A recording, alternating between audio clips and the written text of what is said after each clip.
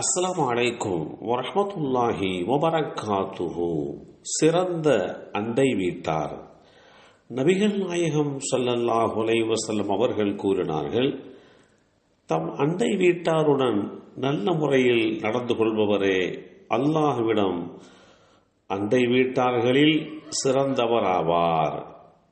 இந்த செய்தி அப்துல்லாஹ் பின் அம்ர் ரலியல்லாஹு அன்ஹு அவர்கள் மூலமாக அறிவிக்கப்பட்டு முஸ்னதிலே 793 என்ற எண்ணிலே பதிவு செய்யப்பட்டிருக்கிறது.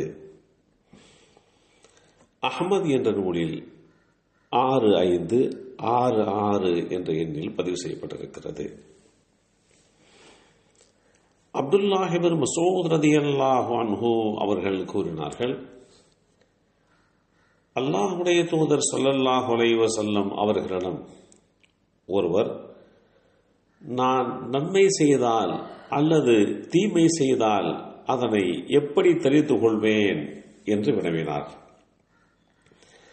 அதற்கு அல்லாஹ்வுடைய தூதர் ஸல்லல்லாஹு அலைஹி வஸல்லம் அவர்கள், நீர் நன்மை செய்தீர் என்று உம்முடைய அண்டை வீட்டார்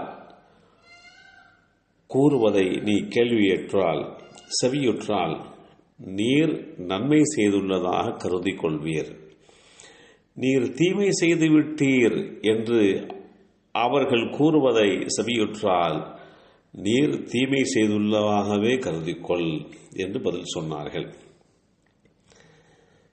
இந்த செய்தி அல்லாஹ்வுடைய தூதர் ஸல்லல்லாஹு அலைஹி வஸல்லம் அவர்களுடைய காலத்தில் நடைபெற்ற ஒரு நிகழ்வை அடிப்படையாக கொண்டு இப்னு ஹிப்பான் என்ற நூலிலே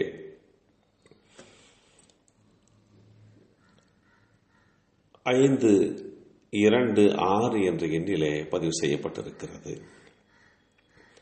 அல்லாஹ்வுடைய தூதர் ஸல்லல்லாஹு அலைஹி வஸல்லம் அவர்கள் பக்கத்து வீட்டாரோடு எப்படி கண்ணியமான முறையிலே நடந்து கொள்ள வேண்டும், அவர்களிடத்திலே எப்படி சிறந்த அண்டை வீட்டார், என்னுடைய அண்டை வீட்டார் என்கின்ற நற்பெயரை பெற்றுக்கொள்ள வேண்டும் என்கின்ற வழிமுறைகளை எடுத்துச் சொல்லியிருக்கிறார்கள்.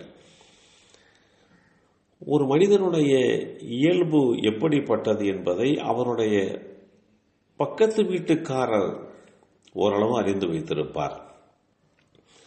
இரவும் பகலும் அவருடைய நடமாட்டங்களை தெரிந்து கொள்வதற்கான வாய்ப்பு பக்கத்து வீட்டாருக்கு அதிகம் இருக்கிறது.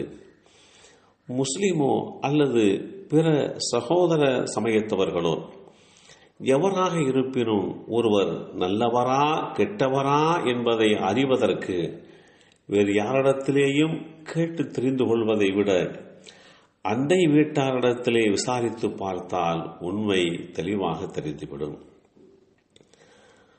முஆவியா பின் ஹைதா ரலியல்லாஹு அன்ஹு அவர்கள் கூறினார்கள், நபி ஸல்லல்லாஹு அலைஹி வஸல்லம் அவர்கள்,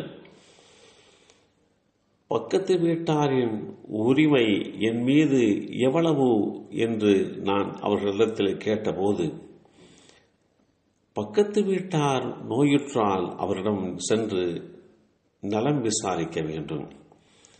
அவர் மரணித்து விட்டால் அவரது நல்லடக்கத்தில் கலந்து கொள்ள வேண்டும். அவர் உன்னிடம் கடன் கேட்டால் அவருக்கு கடன் கொடுத்து உதவ வேண்டும். அவர் தவறு செய்தால் அதை பகிரங்கப்படுத்தி அவமானத்தை உண்டாக்காமல் அதை மறைக்க வேண்டும்.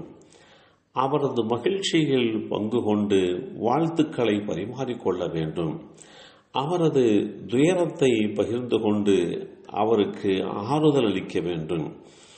அவருக்கு காற்று வராமல் தடை ஏற்படும்படி உமது கட்டிடத்தை அவருடைய கட்டிடத்தை விட உயர்த்தி கட்டக்கூடாது என்று இஸ்லாம் பக்கத்து வீட்டாருக்கு உண்டான அந்த நிலைப்பாடுகளை மிக தெளிவாக எடுத்து கூறி, இப்படியெல்லாம் ஒருவர் நடக்க முற்பட்டார் என்று சொன்னால் அவர்தான் சிறந்த அண்டை வீட்டார் என்ற இலக்கணத்தை அல்லாஹ்வுடைய தூதர் ஸல்லல்லாஹு அலைஹி வஸல்லம் அவர்கள் தெளிவுபடுத்தியிருக்கிறார்கள். எல்லாம் வல்ல அல்லாஹு தஆலா நம்மையும் நம் சந்ததிகளையும் அண்டை வீட்டாருக்கு சிறந்தவர்களாக உருவாகக்கூடிய வாய்ப்பை ஏற்படுத்தி கொடுத்தல் புரிவானாக. அஸ்ஸலாமு அலைக்கும் வரஹ்மத்துல்லாஹி வபரகாத்துஹு.